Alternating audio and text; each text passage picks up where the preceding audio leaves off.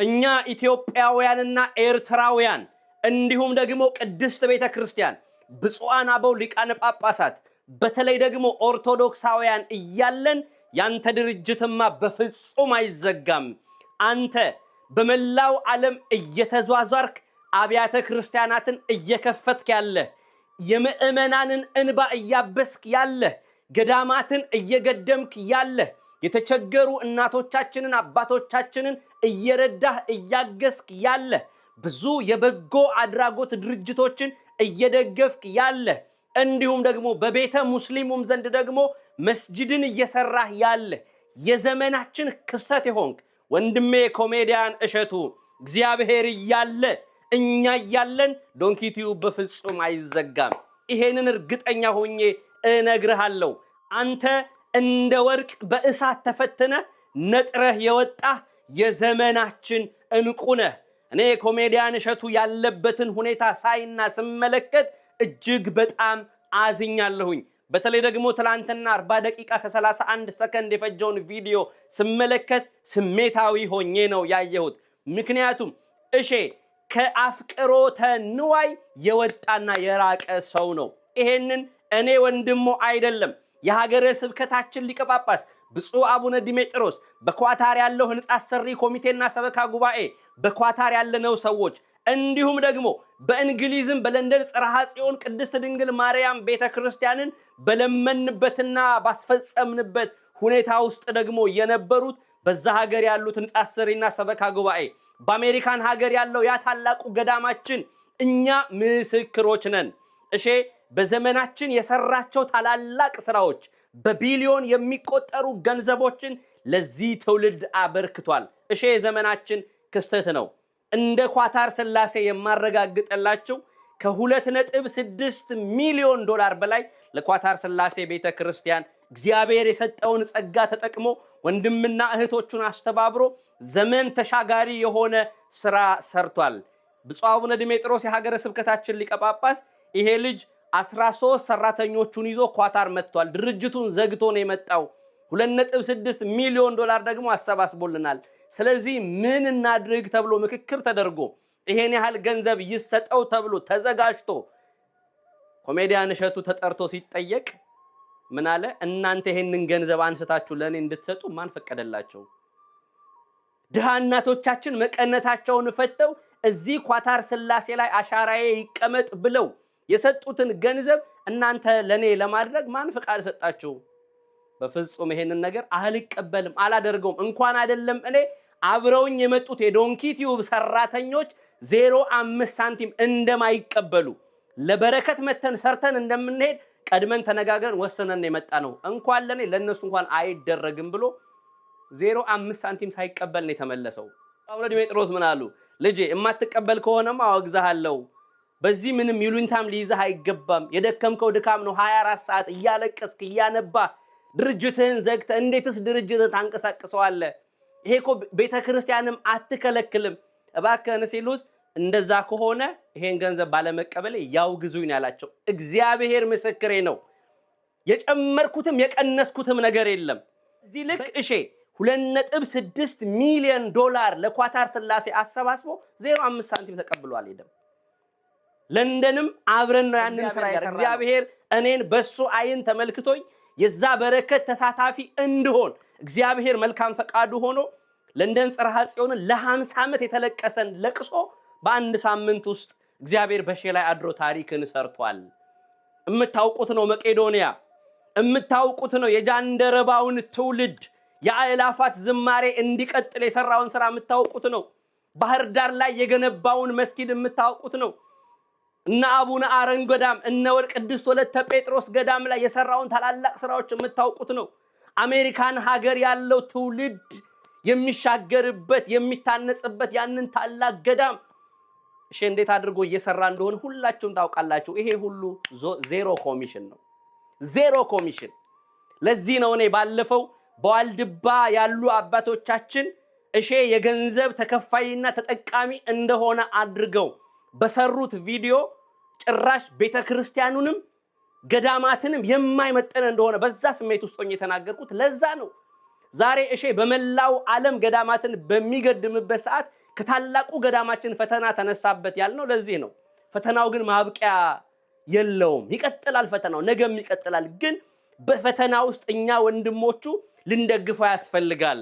ሙሴ ክንዶቹ በዛሉ ሰዓት ላይ አሮንና ሆር ይደግፉት እንደነበረ እጆቹን ዘርግቶ ሲቆይ እስራኤላውያን ድል ያደርጉ እንደነበረ በመጽሐፍ ቅዱሳችን ላይ ተጽፎ የምናውቀው እውነት ነው። ወንድማችን እሺ ደከምኩኝ ሲል እንዳልደከመ እኛ ድጋፍ ልንሆነው ያስፈልጋል። በተለይ ኦርቶዶክሳውያን የሺ መሰበር የኛ መሰበር ነው። የእሺ ድካም የኛ ድካም ነው። የዶንኪቲው መዘጋት የኦርቶዶክሳውያን ኪሳራ ነው። እውነቴን ነው የምላችሁ። ስለዚህ $5 አይከብዳችሁም፣ $10 አይከብዳችሁም። የዶንኪቲው ሜምበር በመሆን ዶንኪቲው ብዙ የሚሰራቸው ስራዎች አሉ። ለምሳሌ አሁን ከኦገስት 4 ጀምሮ ጀርመን ላይ እንግዲህ ጀርመን ታውቁታላችሁ ለመጀመሪያ ጊዜ ፕሮቴስታንት የተመሰረተበት ሀገር ነው። በሃይማኖት ደረጃ ታላቅ ስራ የሚሰራበት ሀገር ነው። በፖለቲካውም ዘንድ ታላቅ ስራ የሚሰራበት ሀገር ነው። እዛ ሀገር ላይ የኢትዮጵያ ኦርቶዶክስ ተዋሕዶ ቤተክርስቲያን የራሷ ገዳም እንዲኖራት የዘመናት ጥያቄ አለ። ያንን ጥያቄ ለመመለስ ወንድሜ እሺ 2-3 ጊዜ ጀርመን ተመላልሶ ዶክመንተሪ ሰርቶ በቅርቡ የፊት ለፊታችን ሰኞ ዶክመንተሪው ይለቀቃል። እኔም በስፍራው ላይ ተገኝቼ ታላቅ ስራ ለመስራት እየተዘጋጀን ብሬንስቶርም እያደረግን እየተመካከረን እንገኛለን። ነገ ደግሞ ካናዳ፣ ነገ ደግሞ ጣሊያን፣ ነገ ደግሞ አውስትራሊያ፣ ነገ ደግሞ የተለያዩ የዓለማችን ክፍሎች ላይ የኢትዮጵያ ኦርቶዶክስ ተዋሕዶ ቤተክርስቲያን በስፋት ራሷን ችላ የምትንቀሳቀስባቸውን ስራዎች እንሰራለን። ታዲያ እሺ ይሄንን ስራ ሲሰራ እኛ ኦርቶዶክሳውያን ራሳችን ጠላቶቹ ሆነን አሳዳጆች ሆነን ምንም እንዳላደረገ እየተሳደብን እየረገምን የምናደርጋቸው ነገሮች እጅግ በጣም ያሳፍራሉ የእግዚአብሔር ልጆች። ስለዚህ በልጆቻችን ላይ የሚነሳውን እንዲህ አይነት ፈተና እኛ አግዘን ደግፈን ልናቆም ያስፈልጋል። እግዚአብሔርም የሚያዘውም የሚፈቅደውም ይሄንን ኦርቶዶክሳውያን። ስለዚህ ወንድማችን ኮሜዲያን እሸቱ ጥሪ ያቀርቧል። የት ነው ያላችሁት?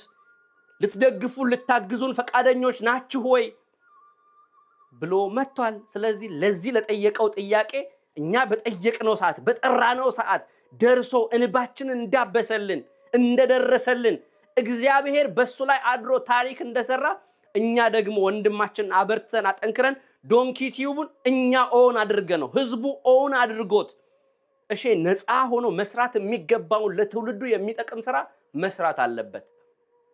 ለ3 ዓመት ያህል ይሄን ያህል ፈተና ውስጥ መግባት አይጠበቅበትም ነበር። እኛንን መመልከት ያቆምነው እኛንን ዶንኪቲዩብ ምን ለቀቀ ምን ሰራ ብለን ማየት ያቆምነው እኛ ራሳችን ለሱ ፈተና ይሆንበት እኛ ኦርቶዶክሳውያን ራሳችን። ስለዚህ ሁላችሁም ተነቃቅታችሁ አንድነታችንን አጠንክረን ኃይላችንን አሰባስበን ዶንኪቲዩብ አብረቅርቆ አሸብርቆ እንኳን አይደለም በዩቲዩብ ደረጃ በሳተላይት እንዲመጣ ድጋፍ ልናደርግለት ያስፈልጋል። የእግዚአብሔር ቤተሰቦች ሁላችሁም ይሄንን ታሪክ እንድትሰሩ አደራላለሁ። እኔ ጥሪ ማስተላለፍ የምችለው እንዳለሁበት ሀገር እንደተደረገለት ልጅ በኳታር ያላችሁ ኦርቶዶክሳውያን እየገባችሁ ዩቲዩብ ላይ ሜምበርሺፕ እንድትሆኑ $35 ሪያል ስለዚህ ምንም ማለት ከዚህ በኋላ ሳወራ ሆነ ነገር የምናጠፋ የተሰሩትን ስራዎች ስነግራችሁ ሜምበርሺፕ ነው በየወሩ ያለ ነገር ለዶንኪቲዩብ ላይ ሰላም ውድ ቤተሰቦቼ እንደምን አላችሁ? ዛሬ መጣሁት አንዳንድ ሀሳቦች ሲነሱ በነበሩበት በኮሜዲያን እሸቱ ሐሳብ ላይ ነው። ምናልባት የማውቀውን ብናገር አንዳንዶችን ከስተት ለመጠበቅ ያስችላል ብዬ አስቤ ነው። የኮሜዲያን እሸቱ ሁላችንም እንደምናውቀው እጅግ በጣም በጎ ብዙዎችን የሚያግዝ የሚረዳ ወንድም ነው። ከዛ በተጨማሪ ደግሞ እኔ በቅርበት ደግሞ እንደማውቀው እጅግ በጣም ሰው አክባሪ ትሁት ማለት በሚዲያ ካልተገለጸው በላይ ሌላ ማንነት ያለው ወንድም ነው። በጣም ሰው አክባሪ ነው፣ ትሁት ነው፣ በጣም በጎ ሰው ነው። ግን ያው አንድ ሁሉ ነገር ሚዲያ ላይ ያወጣው ያው ሚዲያ ላይ ወጣው የተመጠነው ነው። በዛ ልክ ደግሞ አንዳንድ ሰዎች ደግሞ በጣም ጥቂቶች ማለት ነው ያልተረዱት እንዳለ አይቻለሁ። ምናልባት ብዙ ይሞክራል፣ ብዙ ይለፋል፣ ለብዙዎችም አራያ ነው። በመስራት በመልፋት እኔንም በጣም የሚያግዝ ነው። ዛሬ ነገሮች ከበድ ብለው ወደ ሚዲያ ነገሩን ይዞት ወጣ። ከእሺ ጋር 2-3 4 እንደዚህ በጎ አድራጎት ስራ ላይ ተሳትፌያለሁ። እሱ የሚሰራቸው ስራ ላይ አብሬ ተሳትፌያለሁ እና ብዙ ነገሮችን ዛሬ ነገሮች ትንሽ ገነን ሲሉና ሁኔታዎች ሌላ መስመር ሲይዙ እንደው ይውጡ ተባሉ እንጂ ወይም እየወጡ ሆኑ እንጂ እሺ እያንዳንዱ የሚያደርጋቸው ነገሮች እንዲነገር አይፈልግም። ይህንን እናውቃለን። ሰው ዛሬ የእሺ ጉዳይ ወደፊት ወጣ ማለት መረዳት ያለብን ነገር ምንድን ነው? አንድና አንድ እሺ ጉዳዩ ባይጠነክርና ባይከብድ የሰው ፊት ከባድ እንደሆነ እያወቀና ይህ ጉዳይ ታሪክ ሆኖ እንደሚቀመጥ እያወቀ ወደ እናንተ አይወጣም ወይም ወደኛ አይወጣም። ስለዚህ ጉዳዩ ለእናንተ ከሚነገረው በላይ ከበድ ብሎ ሊሆን ይችላል። እሺ ከመነሻው ጀምሮ ከዜሮ ጀምሮ አሁን እስካለበት ህይወቱ ድረስ እያንዳንዷን እንቅስቃሴ ሁላችንም ተከታትለን እያየነው አድጎ እያየነው እዚህ ደረጃ የደረሰ ወንድማችን አሁንም ችግር ሲመጣ አብረን እንዳደግን ሁሉ ችግሩንም አብረን እንጋፈጥ። እንደ ሰውኛ ስናስበው መረዳዳት ግዴታችን ነው። በጎ አድራጎት በጣም ብዙ ሚሊዮኖችን ሰብስቦ ለተቸገሩና እርዳታ ላይ የሚያስፈልጋቸው ሰዎች አድርጓል። ለአብያተ ክርስቲያናት ረድቷል። መስጊዶችን አሰርቷል። ስለዚህ እንደ ሰዋዊነት ይህንን ስራ ይሰራል። ዶንኪ ድርጅት አሁንም ቢዘጋ ወይ ሰራተኞችን ቢበትን ሊሰራ ያቀዳቸውን ፕሮጀክት ባይሰራ በዶንኪ ቲዩብ ከ35 በላይ አብያተ ክርስቲያናት ከሺህ ዓመታት በላይ ያስቆጠሩ አድባራትና ገዳማት ተመዝግበው ችግራቸው በአንድ ጊዜ እንዲቀረፍላቸው የሚጠባበቁ ታላላቅ አብያተ ክርስቲያናት ምናልባትም እኛ በስም ማናቃቸው ትላልቅ ገዳማት ይሆናሉ ራሱ ያሉት እነሱ አብያተ ክርስቲያናት ከመረዳት ከመታገዝ ያቆማሉ። ሰው ሳይታገዙ ይቀራሉ ማለት ነው። ከዛ በተጨማሪ ደግሞ እንደ ሶስተኛው ምናልባት እጂስ በስሩ አሁን ዛሬ እንደው 46 ሰራተኛ ይባል እንጂ እሺ ሲሰራ ከዚህ በፊት በሚሰራቸው ጊዜ ጥሩ ነው እንቅስቃሴ በሚያደርግባቸው ጊዜ ስፖንሰሩ ሙሉ በተሟላበት ጊዜ እሺ እስከ 100 ሰራተኛ ነበረው። ዛሬ ነገሮች በማይሆን መንገድ ስላሉ እሺ ዛሬ 46 ሰራተኞች ይዞ በጣም እጅግ ጠንካራ ስራ እየሰራ ነው። እነዛ 46 ሰራተኞችም የቆዩበትን መንገድ ትናንት ባወጣው ቪዲዮ አይተናል። አብዛኞቹ ደሞዛቸውን ቀንሰው ስለ ፍቅር፣ ስለ ወንድማዊነት፣ ስለ ቤተሰብነት ነው አብሮ ብዙ ከመስራት አንጻር ነው ይህንን ስራ እየሰሩ ያሉትና እነዚህ ሰራተኞች እነዚህ ወንድሞቹ ሰራተኞቹ እንኳን አይደለም ማለት ያለብኝ እነዚህ ወንድሞቹ እነዚህ ቤተሰቦቹ ይበተናሉ። በቤተሰብ ውስጥ ደግሞ ብዙ ቤተሰብ አለ። በአንዱ ሰው ጀርባ ብዙ ሰዎች አሉ እና እነዛ ሰዎች ለጊዜውም ቢሆን ለአጭር ደቂቃም ለአጭር ቀንም ቢሆን የመጎዳት እድል አላቸው። እንደ ኢኮኖሚም እኮ ስራ አጥ ነው የሚባለው አይደል እንደ ሀገርም።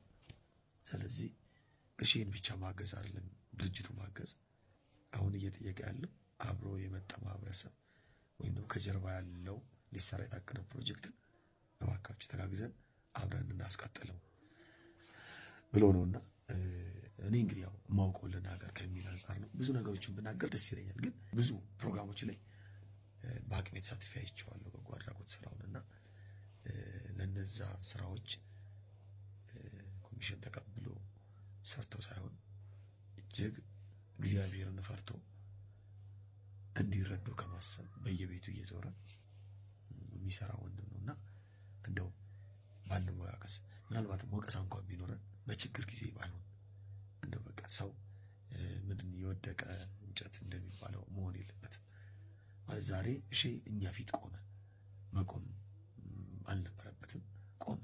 ስለዚህ ዛሬ እናግዘው። አሁንም መረዳት ያለብን ነገር እሺ የቆመው ስለ አንድ ነፍሱ ስለ ራሱ ለመኖር ስለሚለው ብቻ አይደለም። እርግጠኛው ነኝ በኋላ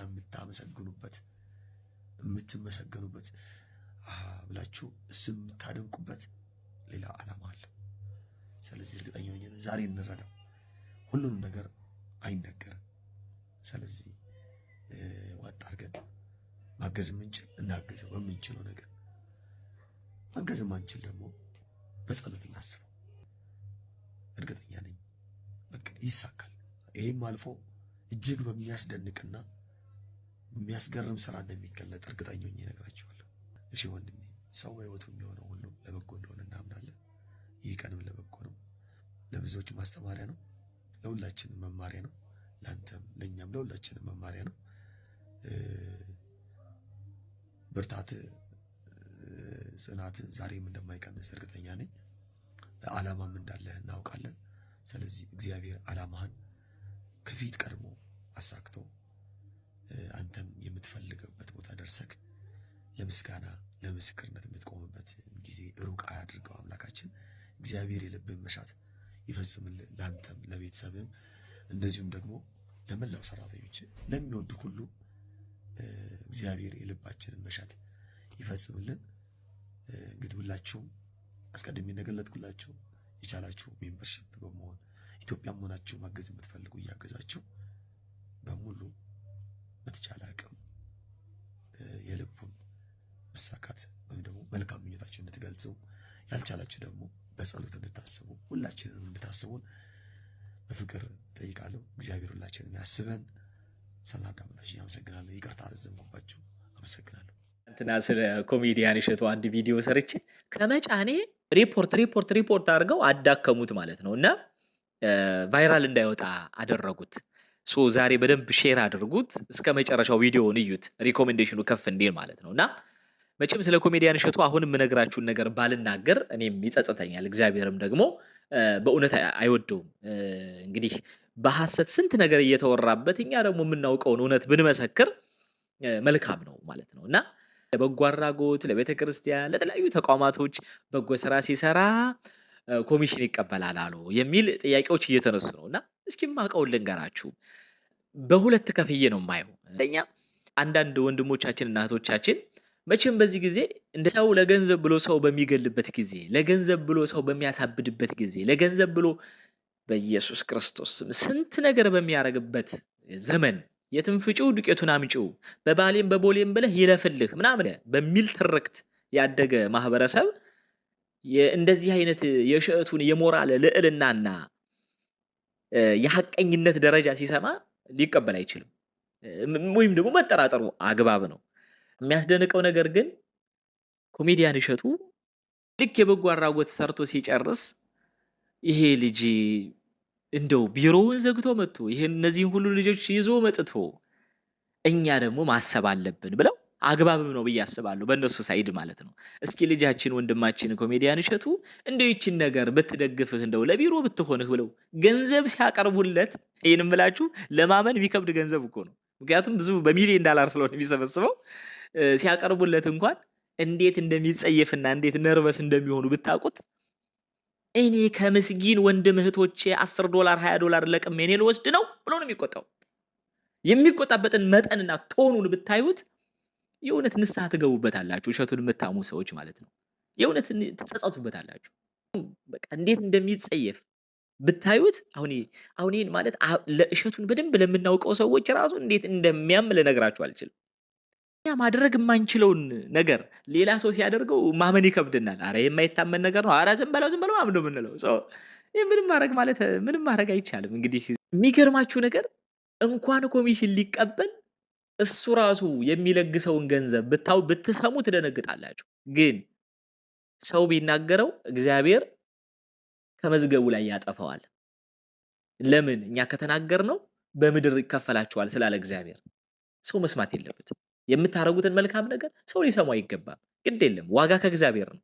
በጣም የሚወዱት ሰዎች ከአሜሪካን ሀገር ስጦታ ይዘውለት ሲመጡ እንኳን እሺ እስኪ ይቺ ነገር ታግዛለች ብለው ሲሰጡት እኔማ ሰርቼ እየበላሁ አይደል እንዴ ይሄ ገንዘብ የሚገባቸው አሉ ብሎ ሰዎቹን ቀጥታ ወስዶ ለሚገባቸው ለምስኪኖችና ወይም ደግሞ በህመም ላይ ላሉ ወንድሞቻችን እህቶቻችን ገንዘቡን የሚሰጥ ሰው ነው። በሁለተኛ ደረጃ ግን ሆም ብለው ደግሞ ስም ለሚያጠፉ ሰዎች አንድ ሐሳብ አለኝ። ደግሞ ሆም ብለው ማለት ነው። እና አንድ ጥሩ ምሳሌ አለ። ዝሆንና አይጥ ድልድይ እየተሻገሩ ነው አሉ። ድልድዩ የእንጨት ነበርና ነግ ሲል ልክ ድልድዩን እንደጨረሱ አይጥ ማለት ነው ቀብረር ብላ ዝሆን ድልድዩን እኮ አነቃነቅ ነው አለች አሉ አይጥ።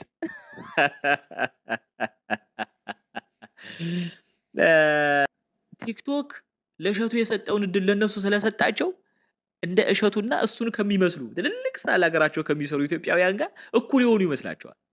መስሏችሁ ነው እንጂ በስራ የተገነባ ከፍታ በወሬ አይናድም። በነገራችን ላይ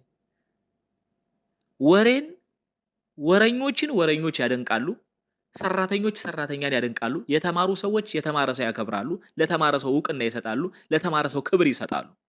ሰው ወደ እኩያው ነው የሚያዘነብለው። የሚሰሩ ሰዎች እሸቱን ያከብሩታል። እሸቱን የሚያከብሩት በጣም ትልልቅ ፖዚሽን ያላቸው ሰዎች ሁሉ ናቸው፣ ለማመን በሚከብድ ሁኔታ ማለት ነውና ስለዚህ እንደዚህ አይነት ሰዎች አላማቸው ምንድነው? ታታሪ ሰዎችንና እንደ እሸቱ አይነት ሰዎችን ማስቆም እንደማይችሉ ያውቁታል። ማደናቀፍ ግን ይፈልጋሉ። ለምሳሌ ኃይሌ ገብረስላሴ ማራቶን እየሮጠ ልክ እየሮጠ እንዳለ አንድ ዘረኛ ፈረንጅ ኃይሌን ቢሰድበው በጥቁረቱ ወይ በሆነ በኢትዮጵያዊነቱ የሆነ መጥፎ ነገር ቢናገረው ኃይሌ ገብረስላሴ ሁለት ምርጫ አለው። አንድ ቆሞ ከዛ ሰውዬ ጋር ሩጫውን አቋርጦ መጣላት፣ እኔን እንዲህ ልትለኝ ፈልገህ ነው ምናምን ብሎ ወንዱ ኢትዮጵያዊ ምናምን ብሎ ከፈረንጁ ጋር መደባደብ እና ሩጫውን መሸነፍ፣ ዋንጫውን ማጣት፣ ድሉን ማጣት። ሁለተኛው አማራጭ ደግሞ ይሄንን ሰውዬ እንዳበደ ውሻ ቆጥሮ አልፎ ሄዶ ሪከርዱን መስበር። ስኬታማ ሰዎች ብዙ ጊዜ የሚመርጡት ይሄኛውን ነው። እንደዚህ አይነት ሰዎችንም የምንሰማ ከሆነ እኮ ስራ መስራት ራሱ አይቻልም። እንኳን ስራ ያለው ሰው ትምህርት ያለው ሰው እንኳን እነዚህን ሰዎች አይሰማቸውም። ራሱን ማሳደግ የሚፈልግ ሰው እንደዚህ አይነት ጉዳይ ላይ እንደዚህ አይነት ቦታ ላይ ኢነርጂውን አይጨርስም። እና እኔ በዚህ አጋጣሚ ወንድሞች፣ ወጣቶች፣ ህልም ያላችሁ ራሳችሁን መቀየር የምትፈልጉ ሰዎች ፕሊስ ከአሉሻሉሽና ካሉባልታ ራቁ። ጊዜያችሁን ስንት የማናውቀው ነገር አለ አይደል? ወጣቶች ነን። ዓለም እኮ የት ደርሷል? አሁን እኮ የኤአይ ዘመን መጥቷል። ጭራሽ ስራ ገበታ ላይ እንዳንኖር የሚያደርገን ሌላ ተአምር ገብቷል እኮ ዓለም። ያለን እውቀት እኮ በቂ እንዳይሆን የሚያደርግ ዘመን መጥቷል። ለምን ነው ሙያችንን ማናሳድገው? ለምን ነው እውቀታችንን ማናሳድገው? እነዚህን ሰዎች አንፎሎ አድርጉና አስወግዷቸው። ከዛ ውጭ እነሱ ገንዘብ እስካገኙና ፎሎ እስካገኙ ድረስ አያቆሙም። ሌላው በጣም ከባድ ወንጀል ነው ያለ ማስረጃ የሰው ስም ማጥፋት፣ በተለይ በዝነኛ ሰዎች ላይ እጅግ ከባድ ወንጀል ነው። በአሜሪካን ሀገር በርካታ ሚሊዮን ዶላር ነው የሚያስቀጣ ይሄንን ነገር ብትናገር። ዶናልድ ትራምፕ የምታስታውሱ ከሆነ ከኤቢሲ ዋናውን እንግዲህ በአሜሪካን ሀገር ታላቁን ሚዲያ ኤቢሲ ኒውስን ከሰው 15 ሚሊዮን ዶላር ተቀብለዋል። ጋዜጠኛው በተሳሳተ መልኩ ስሜን አጥፍቷል ብለው ማለት ነው። ሚዲያ ላይ ስማቸው እየጠፋ በርካታ ሚሊዮን ዶላር ነው እየከሰሱ የሚቀበሉት። በጣም ከባድ ወንጀል ነው። ኢትዮጵያ ውስጥ አርቲስቶች ግን ለምን ነው የማትከሱት? መክሰስ አለባችሁ ስማችሁ ሲጠፋ። እንደ ኖርማል ሰው አይደለም። የታዋቂ ሰው ስም መጥፋት እንደምን ኖርማል ሰው አይደለም። አንድ ገበሬ ማሳው ቢቃጠል ኖርማል ነው? አንድ ነጋዴ ሱቁ ቢቃጠልበት ኖርማል ነው? የታዋቂ ሰው እኮ እንጀራው ስሙ ነው። ስማችሁ ሲጠፋ ለምንድን ነው የማትከሱት? መልካም ስማችሁ እኮ እየጠፋ እኮ ነው።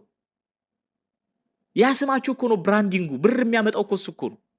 እኛ ደግሞ እንደ ዜጋ በመጠየቅ የታለ ማስረጃ፣ ምንድን ነው ማስረጃ በማለት የሰለጠነ ዜጋ በመሆን እነዚህን ሰዎች ማስቆም ይገባል ብዬ አምናለሁ። ሰላም ሁኑልኝ። አመሰግናለሁ።